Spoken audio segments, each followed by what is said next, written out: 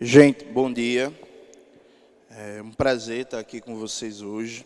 Agradeço demais o convite. E vou tentar apresentar para vocês um debate de conjuntura, pegando uma perspectiva de longa duração histórica, para a gente entender as origens dos nossos problemas atuais e alguns desafios. Eu não sou um trabalhador ou um estudioso da área da saúde, embora tenha participado por 4 anos da frente de luta contra a privatização da saúde em Pernambuco, e tenha contribuído muito com algumas categorias da área da saúde, especialmente do movimento estudantil, do movimento sindical. Vou tentar trazer temas que estão mais no dia a dia de vocês, mas a gente vai tentar fazer um debate muito mais econômico. E aí, para entrar no tema hoje, é inevitável a gente começar com os anos 80. A gente vai retroceder bastante no tempo. Que esse ano faz 60 anos do golpe empresarial militar, que instaurou a ditadura, que durou 60 anos. Ao final dessa ditadura, lá nos anos 70, o Brasil passa por um grande movimento de massas, um retorno do sindicalismo, que vai ganhar o nome de novo sindicalismo brasileiro, movimentos sociais muito fortes, criticando o aumento do custo de vida, o que se chamava na época da carestia. Então, movimento de mulheres, movimento negro, movimentos em defesa de melhora dos serviços públicos. E dentro dessa conjuntura do final dos anos 70, começo dos anos 80, com greves, com passeatas, com diretas já, com ocupação de fábrica e por aí, a gente consegue criar uma conjuntura política que dá origem ao SUS. O SUS era uma ideia antiga no Brasil, a ideia de um sistema único de saúde, vinha desde antes do golpe. O presidente João Goulart, antes de ser deposto, tinha recebido uma proposta de pensar a criação do Sistema Nacional de Saúde. Só que veio o golpe e isso não se concretizou. O SUS nasce nos anos 90, no comecinho ali, oficialmente em 1990. E aí o SUS ele nasce como uma proposta muito generosa, dado que a gente está falando de um sistema nacional de saúde num país continental acima da faixa de 150 milhões de habitantes. Atualmente a gente tem 210, 208 milhões de habitantes. A nível de sistema de saúde, a gente tem o maior do mundo. Nenhum outro país tem um sistema público de saúde com essa extensão territorial e essa extensão populacional, e o SUS vem com a proposta, inclusive, de cobrir todos os níveis de complexidade. Então, desde a atenção básica até a média e a alta complexidade, e todas as especialidades que você imaginar. Então, é uma proposta muito importante, uma proposta que se inspira, inclusive, nas melhores experiências de sistemas de saúde, tanto o sistema de saúde da Inglaterra, quanto as experiências na Itália de prefeituras dirigidas pelo Partido Comunista, quanto até experiências dos países socialistas que existiam na época. Só que o SUS aparece numa conjuntura em que o mundo está dominado pelo neoliberalismo. O SUS ele já nasce no bojo do neoliberalismo. E aí, essa palavra, que às vezes é usada como um palavrão, às vezes é usada como jargão, o que é o neoliberalismo? É um projeto político-econômico de alcance mundial que tem algumas premissas. Premissa número 1, é preciso desregulamentar a economia e dar mais espaço e liberdade para a iniciativa privada. Vem-se com a ideia de que tudo que é público é ineficiente, que o Estado é ineficiente e que é fundamental abrir espaço para cada vez mais o mercado regular as atividades humanas. Então, privatiza tudo que é possível, entrega tudo que é possível para a iniciativa privada, porque isso vai trazer mais eficiência, melhora nos serviços, mais agilidade, ganhos de produtividade. Além da ideia da privatização geral, o neoliberalismo também tinha uma ideia de que a gente vivia uma sociedade global, estava surgindo uma economia globalizada, interligada, e não precisava ter mais preocupação com políticas industriais nacionais, com formar uma indústria nacional, dado que com a economia globalizada, sem fronteiras, todo mundo ia consumir o que era produzido mundialmente. Então, A clássica preocupação que o Brasil tinha de ser um país industrializado, de desenvolver sua indústria de base, de proteger a economia brasileira, isso é jogado de lado na ideia de que o mais importante é abrir a economia, fazer uma abertura comercial e a gente ter o máximo de eficiência possível a partir de empresas estrangeiras. Não existe mais uma preocupação de que o Brasil desenvolvesse sua própria capacidade industrial. Outra característica central do neoliberalismo é a ideia da austeridade, que é uma palavra difícil, de pouco uso corrente, né? Mas, basicamente, a ideia da austeridade é que as finanças públicas têm que estar equilibradas. Então, o Estado ele não pode gastar mais do que arrecada e o Estado tem que permanentemente fazer um corte de gastos, dado que se difundiu a ideia de que a inflação brasileira dos anos 80 e dos anos 90, que muitos de vocês aqui viveram, era uma inflação derivada do alto gasto público. Isso não é verdade, mas foi a ideologia que foi construída. Então, o Brasil teve hiperinflação por quase 2 décadas, porque o Estado gastava demais, gastando demais, ou como se dizia na época, imprimindo muito dinheiro. Você tem a redução do poder da moeda, do poder de compra da moeda, isso gera inflação, e para evitar isso é preciso ter disciplina fiscal. Então, o Estado tem que gastar cada vez menos, tem que fazer corte de gastos e por aí vai. E o quarto elemento central é uma ideia de que é preciso modernizar o serviço público. E modernizar o serviço público significa combater a estabilidade do trabalhador e da trabalhadora, piorar os planos de cargos e carreiras, reduzir o papel do concurso público, da administração pública direta, colocar cada vez mais formas de privatização da gestão das políticas públicas. Eu cito esses 4 elementos porque quando o SUS nasce, ele já nasce bombardeado de todos os lados. No processo de criação do SUS, a ideia era ser o sistema único de saúde, só existia um público. Isso já não acontece, dado que quando o SUS é criado, tem um sistema de saúde como complementar, né? E desde o processo de implementação do SUS, os planos de saúde, hospitais privados, seguradoras, farmacêuticas, indústrias fazem um lobby violentíssimo para reduzir a capacidade e o alcance do SUS e abrir espaço para o mercado privado.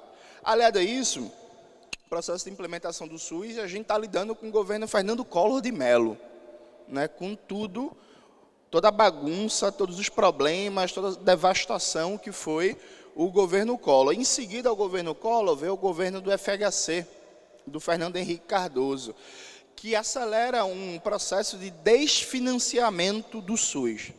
Desde que o SUS nasce, nunca houve orçamento suficiente para implementar o projeto do SUS, tal como pensado na Constituição.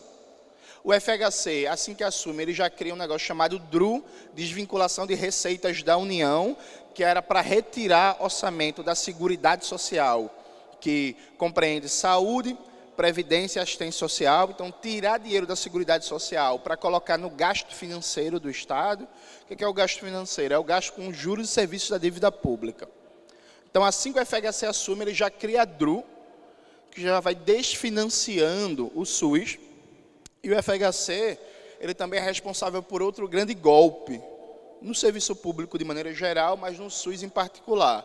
Ele cria o Ministério da Reforma do Estado, coloca um economista lá chamado Bresser Pereira, e o Bresser Pereira começa um processo de reforma do Estado, que a desculpa é que ia modernizar. Mas o que é que acontece?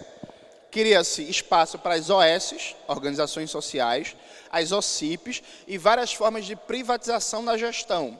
Então, a ideia é, a administração pública é muito lenta, não dá para contar só com concurso público, não dá para esperar só para formar funcionalismo público a partir de concurso e administração direta.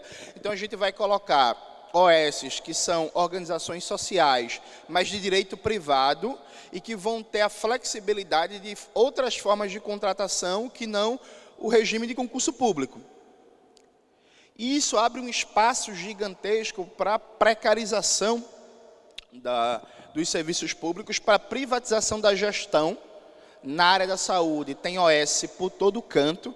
Eu não sei os dados aqui do Paraná, infelizmente não tive tempo de pesquisar, mas no meu estado, em Pernambuco, o orçamento da saúde é o maior do governo do estado. Estamos falando de mais ou menos 7 bilhões de reais. Desse valor, 1/3 é repassado diretamente para as OS, que estão em todo canto na administração pública da saúde em Pernambuco, e uma OS só, que é o IMIP, leva por ano 1 bilhão de reais. Uma OS só leva por ano 1 bilhão de reais, que ela é responsável por administrar uma quantidade gigantesca de hospitais, UPAs, UPAEs, ambulatórios e por aí vai. Então, já comecinho dos anos 90, você tem o FHC com a contra-reforma do Estado, abrindo espaço para precarização e privatização da gestão em políticas de saúde, a partir de OS e OCIPs. O FHC também proíbe concurso público para atividade meio. Até então, o Brasil basicamente não tinha terceirização. Era um expediente muito raro na economia brasileira. O FHC aprova um projeto de lei que proíbe concurso público para atividades meios. A partir daí se cria um mercado de empresas privadas que vão fornecer força de trabalho para o Estado. Então, pessoal da limpeza, da segurança, em algum órgão público como escola, que trabalha, que tem cozinha, que todo esse processo é terceirizado e se cria um mercado milionário, bilionário, que dá muito lucro para o pessoal privado. Inclusive, cria-se uma fragmentação da categoria, né? Isso foi fundamental para o FHC para enfraquecer o sindicalismo, porque até então, todos os trabalhadores e trabalhadoras de uma empresa tinham o mesmo status, participavam da mesma atividade sindical, ainda que existisse diferenças salariais, existia uma unidade fundamental. Todo mundo que trabalhava no Banco do Brasil, desde o gerente até a faxineira, era trabalhador, trabalhadora do Banco do Brasil, por exemplo. Com a lei do FHC, acabou isso, e aí você tem uma parte de gestão, gerência e operação de atividades fins, ainda mantida por concurso público, mas que vão ficando cada vez mais raros, e toda a parte de atividades meio, de serviços gerais, é privatizada, né? Aliado a isso, o FHC, ele opera um processo que tem largas consequências, que é, o Brasil, até 1985, o Brasil tinha uma indústria farmacêutica relevante e importante. A gente chegou a produzir 50% dos IFAs, o ingrediente farmacêutico ativo que a gente consome na economia brasileira, e no setor comercial da saúde, de maneira geral, a gente só importava 40% a 45% do que a gente consumia. Então, máquinas, equipamentos, medicamentos, material médico hospitalar, o Brasil produzia a maioria do que consumia a partir de uma indústria farmacêutica nacional. O governo Sarney começa a desmontar isso, o governo Collor acelera o desmonte e o governo FHC dá o golpe de morte. Fato concreto é, a gente fecha a década de 90 e entra nos anos 2000 com problemas crônicos no SUS, problemas de falta de força de trabalho, problemas de subfinanciamento, e problemas, quem passou muito tempo falando sobre isso foi o doutor Drauzio Varela, nas entrevistas, e um problema de uma dependência cada vez maior na importação de máquinas, equipamentos e material médico hospitalar. Tema que ficou muito chamativo na pandemia e que já já a gente chega lá. Ou seja, 3 pernas fundamentais do SUS são sistematicamente atacadas. Força de trabalho, né?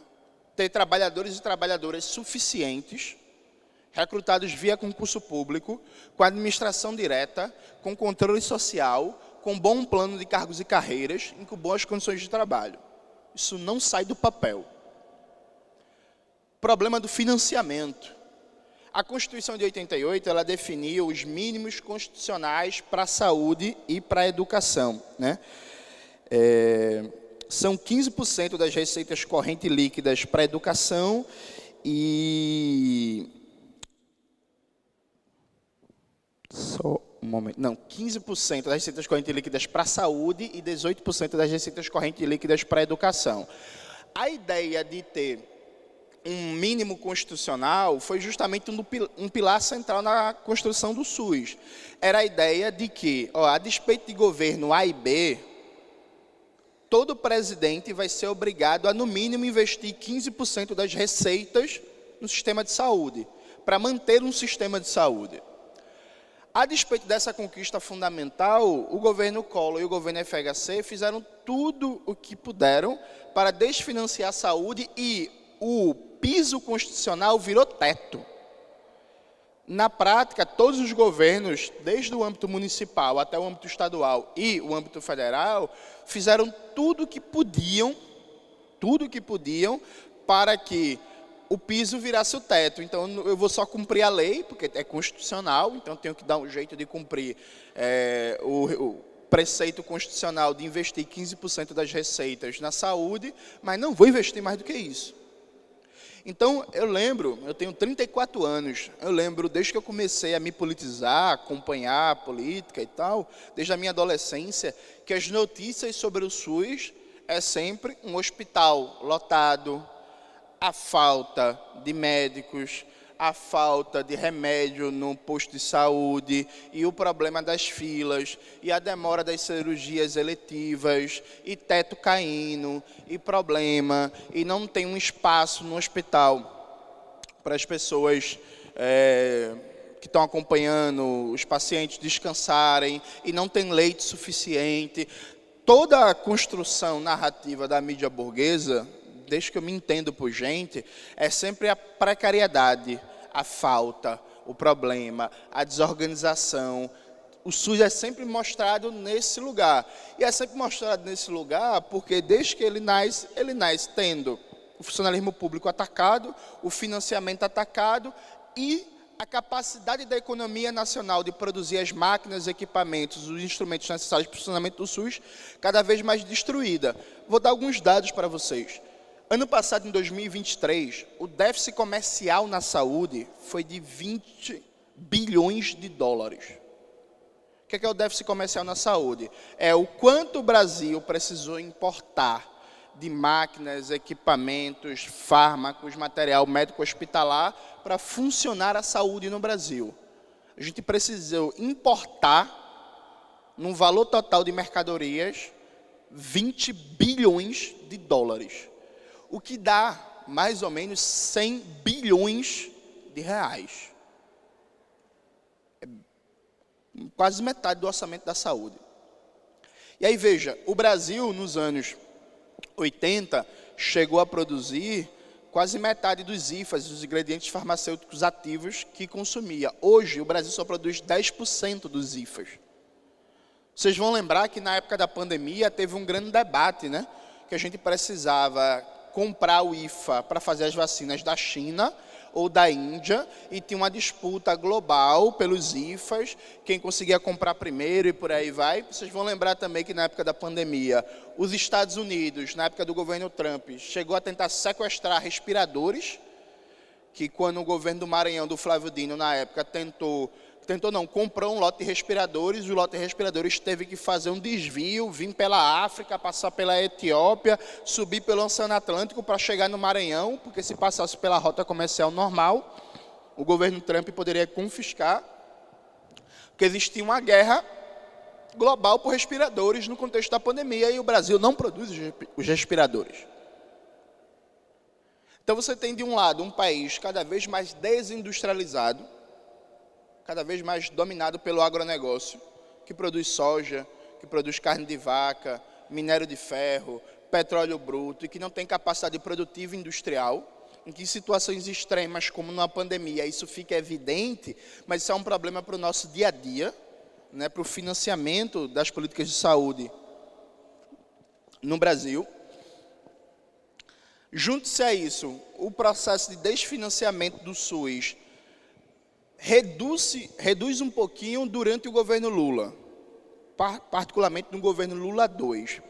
Mas é uma redução no processo de desfinanciamento, não uma resolução em si. Dado que, Mesmo durante o governo Lula, por exemplo, no melhor momento de gasto público do Estado brasileiro com políticas públicas nos últimos anos, o SUS continuou perdendo leite.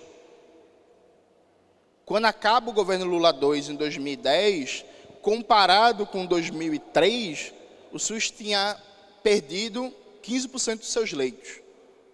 Então, mesmo num processo que o desfinanciamento deu uma desacelerada, melhorou um pouquinho a situação dos investimentos, mesmo assim, não foi algo que foi a fundo na questão, que enfrentou de maneira concreta o desfinanciamento. E aí, de 2015 para cá, a situação de desfinanciamento das políticas públicas de saúde só se acelera.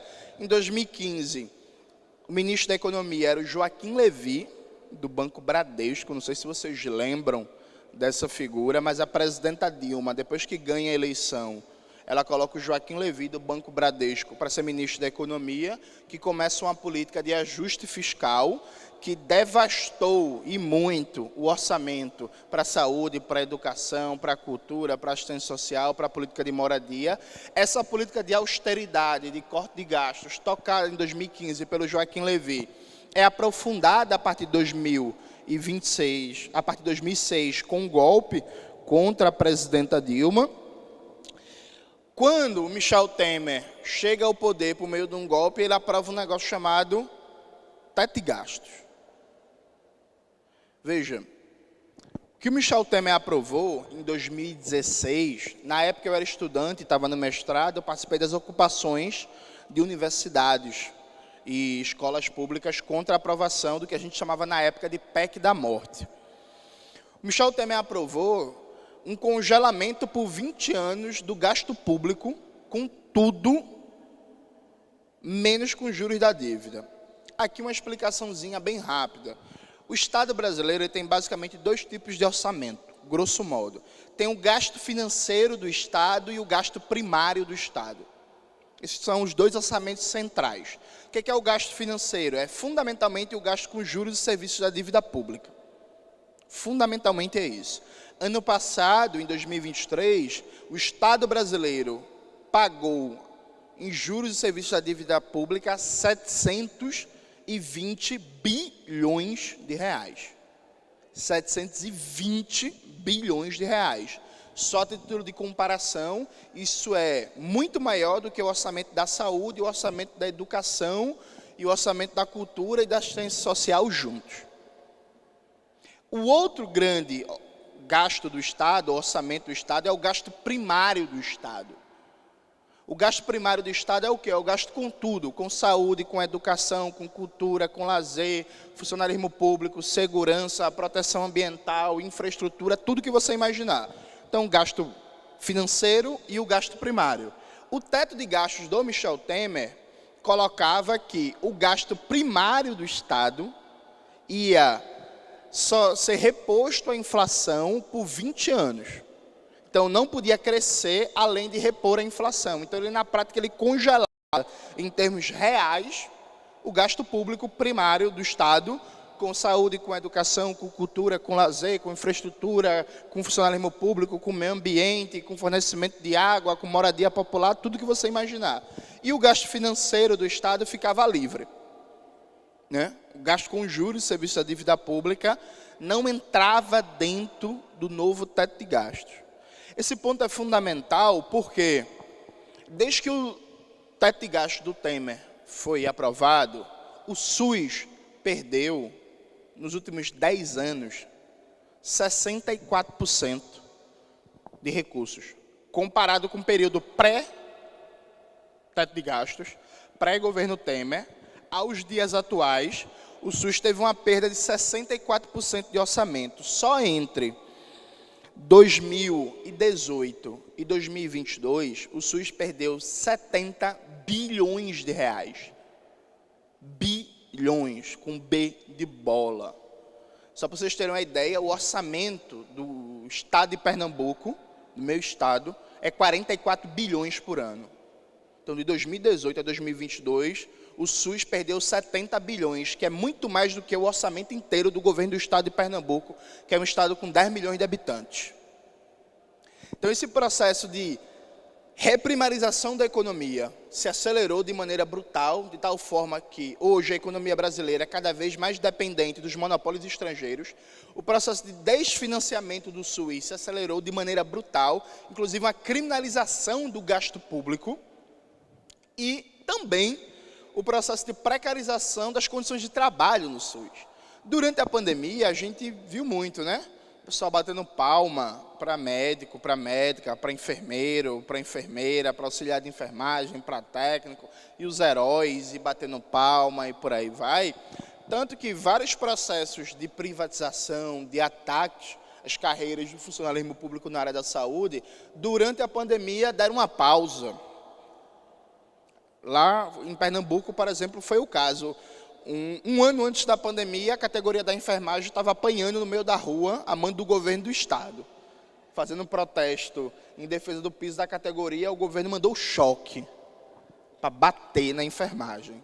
Mas aí, um ano depois, vem a pandemia, e aí vem palmas, vem não sei o quê, vocês estão salvando as nossas vidas, viva o SUS, viva a saúde, e por aí vai. Acaba a pandemia, esses processos de ataque já se intensificam. Quem é que viu a reportagem do Fantástico sobre os hospitais federais no Rio de Janeiro? Levanta a mão, por favor, quem viu. Eu não sei se vocês repararam um dado importantíssimo dito naquela reportagem. Aliás, dito não, né? Eles nem debateram direito. Mas veja, só nos hospitais federais do Rio de Janeiro tem um déficit de funcionalismo público de 10 mil pessoas. Presta atenção, só nos hospitais federais do Rio de Janeiro falta 10 mil trabalhadores. Deveria ter concurso público para 10 mil trabalhadores. Então, assim, não tem como o negócio funcionar direito com um déficit de 10 mil trabalhadores. Fato concreto. Se a gente for fazer um levantamento para o SUS no Brasil todo, desde o nível federal, passando pelo nível estadual até o nível municipal, é muito tranquilo imaginar que está faltando de 300 a 400 mil novos trabalhadores. Tanto para repor as pessoas que vêm se aposentando, como para de verdade universalizar os serviços, né? Porque, de novo, não tive tempo de, infelizmente, pegar os dados do Paraná. Mas, no meu estado, por exemplo, a atenção básica, a atenção primária à saúde, cerca de 20% da população do estado está quase que descoberta dos serviços de atenção primária à saúde, e na média e na alta complexidade há uma hiperconcentração na capital, em que o negócio é tão brutal, mas tão brutal, que no sertão do estado, onde tem quase 2 milhões de habitantes, não tem sequer uma maternidade. Então o pessoal não tem um direito nem sequer de ter o filho na sua cidade, na sua terra. Tem que pegar um carro, viajar 8, 9, 10 horas para ter o filho na capital. Não, então, a hiperconcentração, uma falta de cobertura territorial dos serviços de média e alta complexidade. Então, falta trabalhador, falta trabalhadora, falta estrutura, falta concurso, falta financiamento, falta política de rastreio, falta vigilância sanitária, falta vigilância em saúde do trabalhador, falta tudo. E, no contexto que a gente vive, depois da eleição de 2022, a gente percebe duas realidades. No plano estadual, como é o caso aqui do Paraná, com Ratinho Júnior, no plano estadual você tem um aceleramento de todos esses processos de ataques aos serviços públicos. Então, na minha categoria, eu sou professor lá em Pernambuco, teve um concurso público em 2022 na boca da eleição, né? Para ver se conseguiu uns votos. Mas fazia 14 anos que não tinha concurso público para professor. 14 anos. Fizeram um concurso em 2022 para só, se não me falhar a memória, 1.800 e tantas vagas.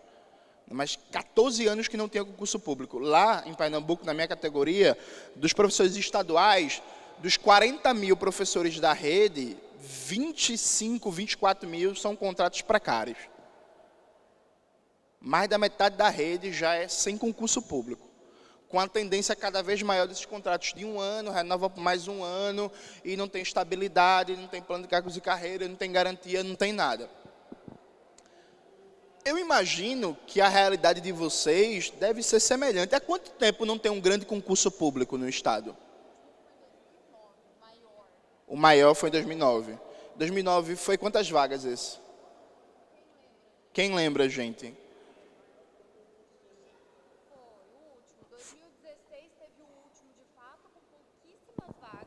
Perfeito. Anunciado agora para 2024, umas 400 vagas, sendo que a defasagem é mais de 5.000 servidores do Estado. Perfeito. Não coincidentemente em ano de eleição, né?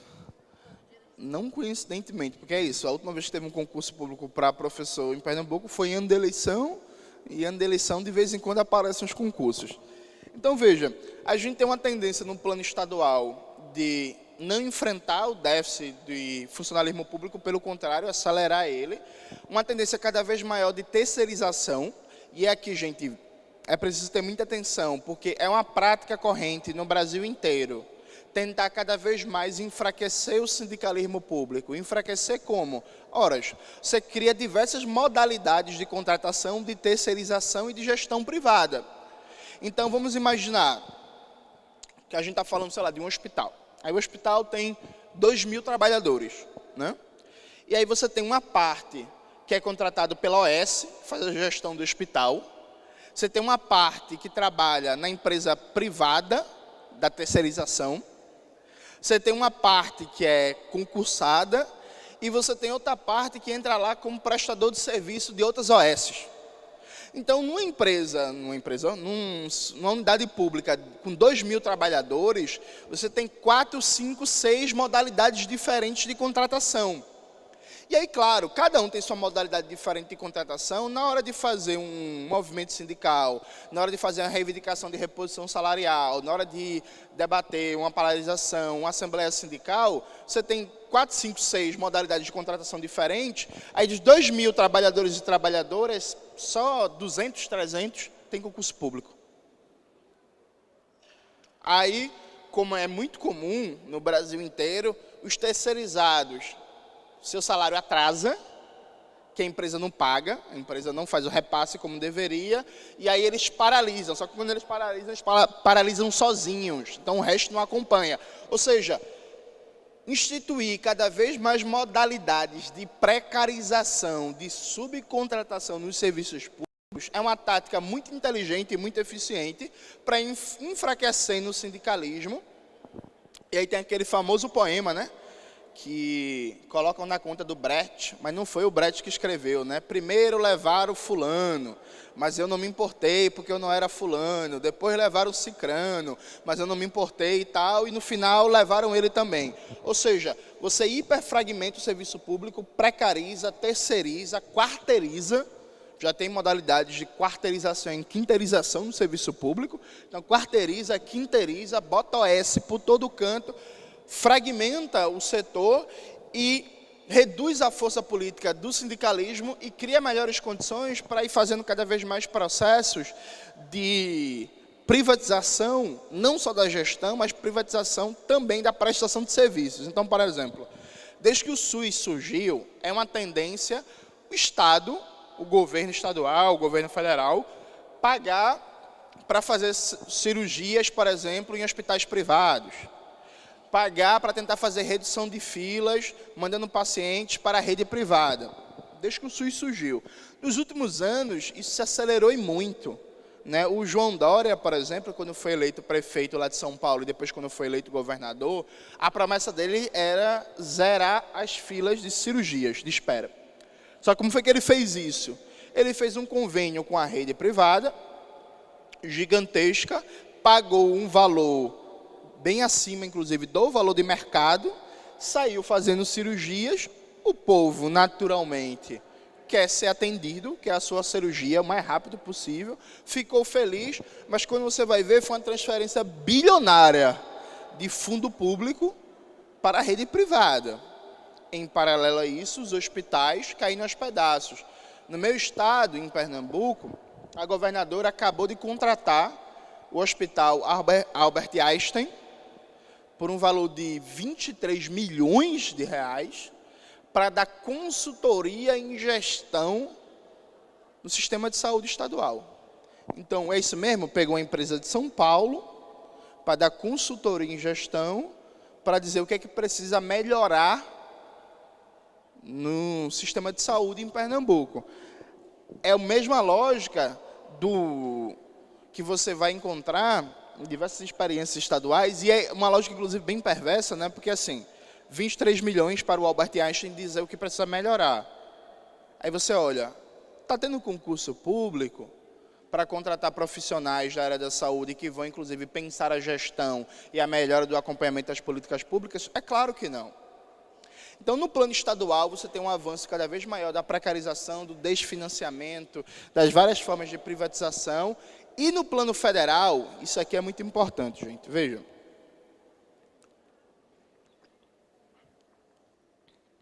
Alguém aqui, levanta a mão, por favor. Alguém aqui ouviu falar do arcabouço fiscal aprovado pelo governo Lula? Ouviu falar? Levanta a mão aí, por favor. Quem ouviu falar do arcabouço fiscal? Acha que é uma coisa boa ou uma coisa ruim? Ruim? Mas, vamos lá.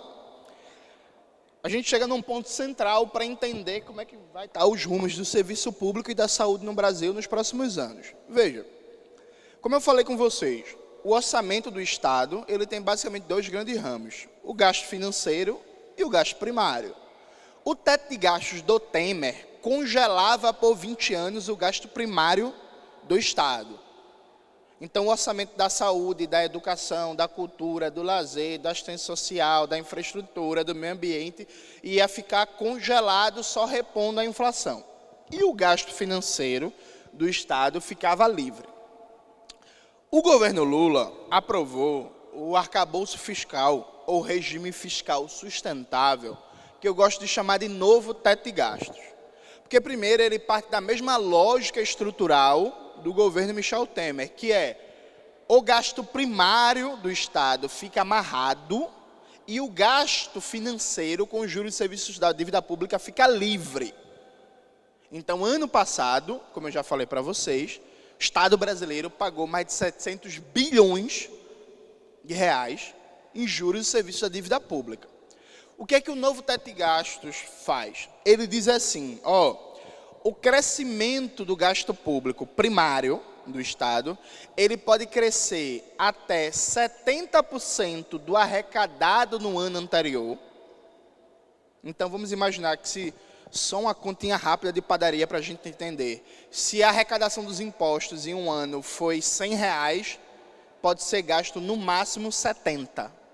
30, necessariamente, tem que virar caixa para o gasto financeiro do Estado, o gasto com juros e serviços da dívida pública. Então, o gasto público pode crescer até no máximo 70% do arrecadado no ano anterior e dentro de uma banda que vai de um piso de 0,6% até um teto de 2,5%. Uma banda de quê? Uma banda de crescimento do gasto primário. Ou seja, pegando também de novo um exemplo de uma conta de padaria. O gasto primário do Estado frente ao orçamento total não pode ser menor que 0,6% do PIB e não pode ser maior que 2,5%. O que é que isso significa? E eu sei que é muito número, fica parecendo fala de economista, mas isso é muito importante. Por quê? A média de crescimento do gasto primário do Estado no governo FHC foi 3,1%. No governo Lula 1, foi 5%. No governo Lula 2, foi 7,2%. Até no miserável do governo Bolsonaro, foi 2,7%. O que significa que, nesse novo teto de gastos, a média do gasto primário ao ano, o teto dele é menor do que a média de gasto público de todos os presidentes da história brasileira, desde a Constituição até agora. Vai ser o menor nível de gasto público em proporção do PIB, de gasto primário em proporção do PIB, da história brasileira desde a Constituição de 88. E tem outro problema, que é um pouco chatinho, mas é fundamental de vocês entenderem. Veja, lembra que eu acabei de falar que tem um piso constitucional da saúde e da educação, que foi conquistado na Constituição de 88? Pois bem, na Constituição de 88, no artigo que eu nunca lembro o nome, mas na Constituição de 88, diz que o cálculo de 15% das receitas correntes líquidas para a saúde e 18% para a educação é tirado a partir de 100% do que é arrecadado. Então, apurado o arrecadado em um ano, aquele mínimo constitucional tem que ser cumprido. 15% da saúde e 18% para a educação. Beleza. Lembram que eu acabei de falar que o novo teto de gastos diz que o gasto público do Estado pode crescer até no máximo 70% do arrecadado no ano anterior? Então, a Constituição diz que o mínimo constitucional da saúde e da educação é 15% para a saúde e 18% para a educação, tomando como base 100% do arrecadado no ano anterior. Já o novo teto de gastos diz que as despesas públicas podem crescer até, no máximo, 70% do arrecadado no ano anterior. O que é que isso significa? Significa que a despesa com saúde e com educação cresce numa base de cálculo maior do que todas as outras despesas da União, que cresce numa base de cálculo de até 70% do arrecadado. Está dando para entender isso ou está complexo demais? Está dando para entender, mais ou menos? Vamos fazer uma metáfora, que vai ficar mais fácil de entender. Vamos dizer que eu e a Amanda, a gente mora junto, a gente divide as despesas da casa. E aí eu tenho um salário de R$1.000, e a Amanda tem um salário de R$500. Nós dividimos a despesa da casa. Só que as despesas da casa, no total, dá R$200. Eu recebo 1.000, Amanda 500, despesa da casa dá 200. Só que, mês a mês, a despesa da casa está crescendo 10%. Mês a mês. Porque a conta de luz está muito cara, porque a conta de água está cara, porque o IPTU está foda, não sei o quê. Beleza. Ao final de um ano, isso vai ser ruim para mim e para Amanda. Só que ela vai entrar no vermelho primeiro, porque a despesa da casa é R$200, a gente divide meio a meio, cresce 10% ao mês, só que eu recebo 1.000, ela recebe 500. Então, ela vai entrar no vermelho muito primeiro do que eu, porque a gente vai continuar dividindo de maneira igual. Ou seja, você tem uma despesa aqui que está crescendo e você tem a capacidade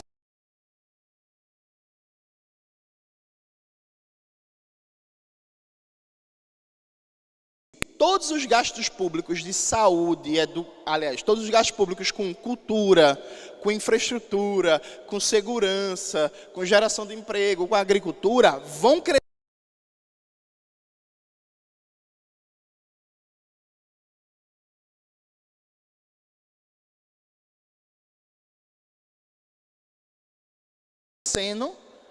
com base na Constituição, que é 100% do arrecadado no ano anterior, 15% para a saúde e 18% para a educação. É como se, vamos imaginar, dois carros. Você tem aqui o carro da saúde e da educação.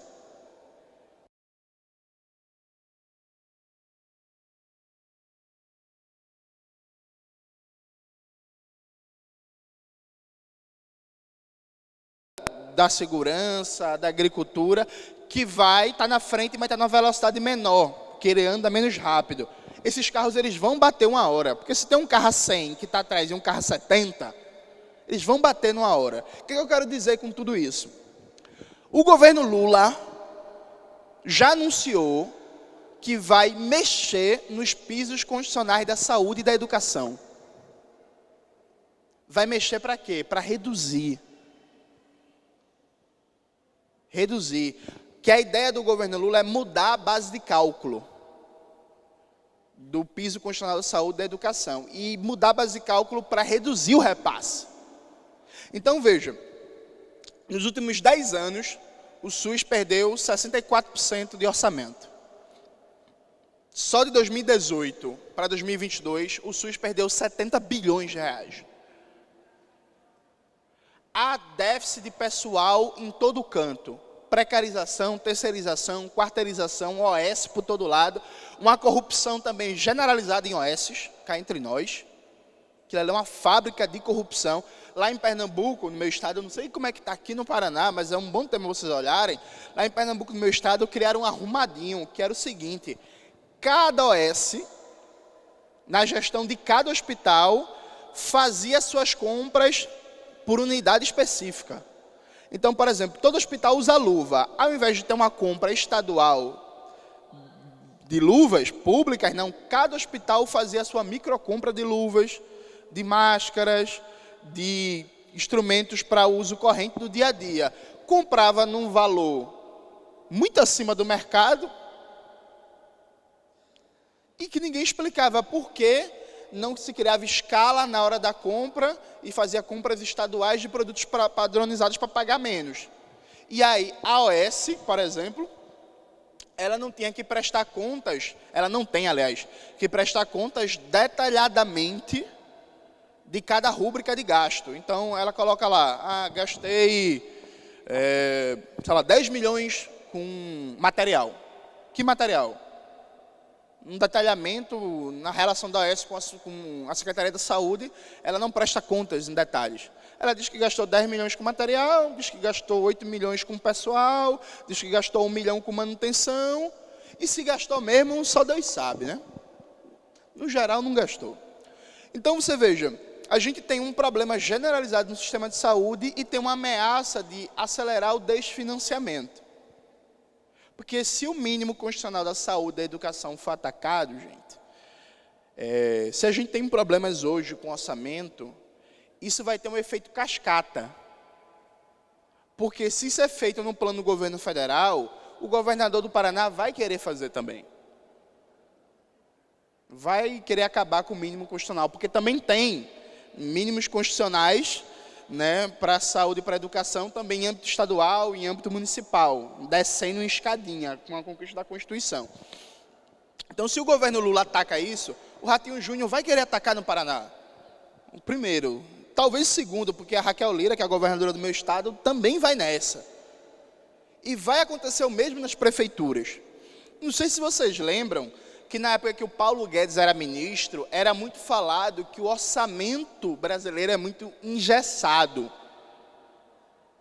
Que tinha que desengessar o orçamento brasileiro.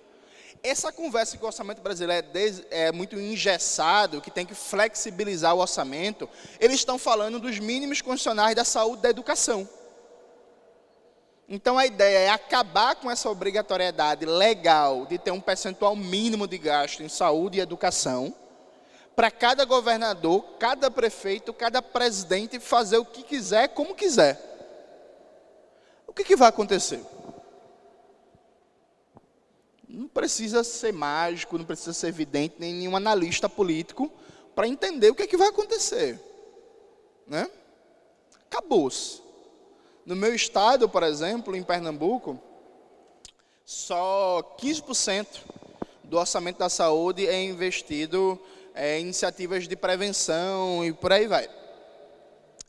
E também não tem concurso público há muito tempo e não se paga o piso da categoria, da enfermagem. Né? Eu fico imaginando, sem a obrigatoriedade constitucional do gasto mínimo em saúde, acabou-se, né? Qualquer governador vai seguir a linha Paulo Maluf e vai pensar, pô, em vez de eu estar construindo aqui, isso dá muito mais futuro fazer uma obra chamativa, fazer uma ponte, fazer um viaduto, meter uma praça, fazer qualquer coisa que gere um impacto visual e talvez, quem sabe, um impacto de emprego, do que estar investindo em políticas que, embora importantes na vida do trabalhador, não são tão chamativas desde uma perspectiva eleitoral, sabe? Então, veja, para concluir,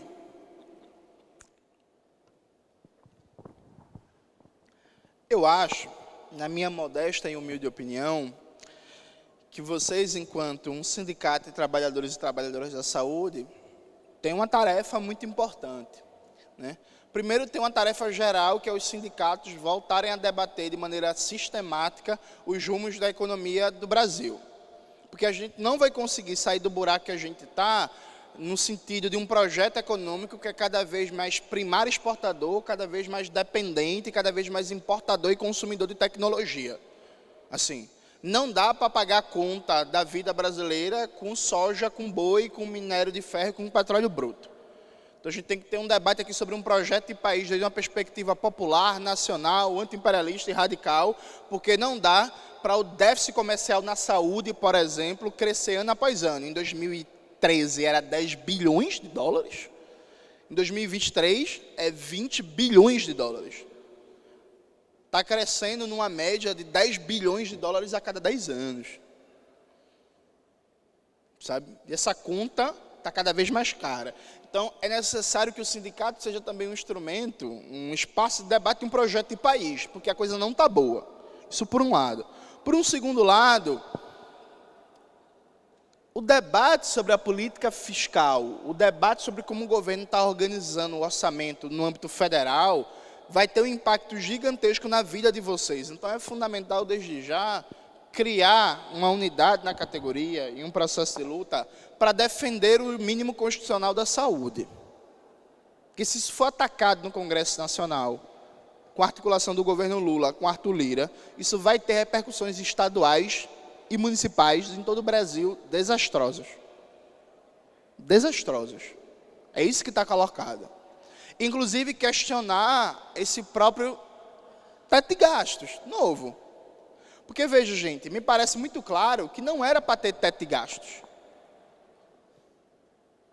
Não era para ter um teto de gastos. A gente não pode organizar a política fiscal do Estado na ideia de que está liberado, por exemplo, existe um negócio chamado gasto tributário. O que é o gasto tributário? É quando o governo deixa de arrecadar um imposto ou reduz a alíquota de um imposto no benefício de algum setor, de alguma empresa, de algum ramo da economia. Enquanto o debate é uma permanente redução do investimento público para tudo, o governo está aprovando agora um programa para as empresas da área industrial, para importarem máquinas e equipamentos, no valor de quase 20 bilhões, abrindo mão de arrecadação. Sabe? Então, você vai olhar, 320 bilhões por agronegócio, mais 20 bilhões para empresas industriais, mais 18 bilhões para empresas, grandes empresas do setor da cultura, mais 50 bilhões para as empresas do varejo, bilhão, e uma desculpa que nunca tem dinheiro, nunca tem orçamento, nunca tem capacidade de investimento para as políticas e serviços públicos. Então a gente tem um debate aqui sobre quem é que está comandando o orçamento do Estado brasileiro, sobre quem é que está se apropriando do orçamento.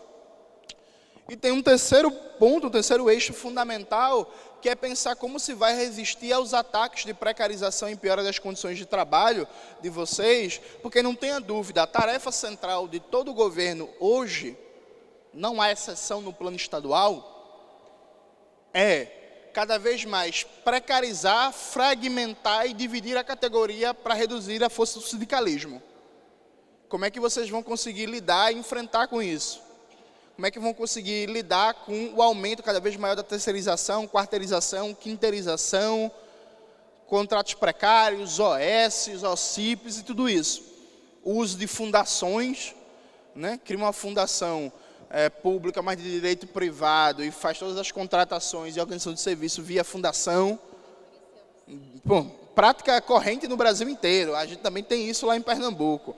Inclusive, só uma curiosidade, a governadora do meu estado, ela ama São Paulo, né? Que ela contratou, ama o Sudeste, que ela contratou o Hospital Albert Einstein para dar consultoria em como melhorar os serviços de saúde, e ano passado, final do ano, ela contratou a Fundação Getúlio Vargas, pagando uma bagatela de 17 milhões de reais para dar uma consultoria de como melhorar os serviços de educação E uma das sugestões foi montar uma fundação para acelerar e modernizar as dinâmicas de contratação e de acompanhamento das políticas públicas. Então, são muitos desafios que a classe trabalhadora tem para a gente conseguir realmente reconstruir o Brasil. O slogan do governo federal é união e reconstrução, né? Não tem nem reconstrução nem união, porque a reconstrução do nosso país, ele passa pela organização da classe trabalhadora, pelo debate da classe trabalhadora, pela luta da classe trabalhadora em espaços como esse, para que a gente realmente consiga ter um projeto no poder que atenda aos nossos interesses e que comece dizendo que a prioridade do orçamento público é o bem-estar da classe trabalhadora e não o enriquecimento de meia dúzia de figuras que já são ricas. Então, começo a nossa conversa por aqui. Estou aberto às perguntas, vai ser um prazer debater com vocês e muito obrigado à atenção de todas e todos.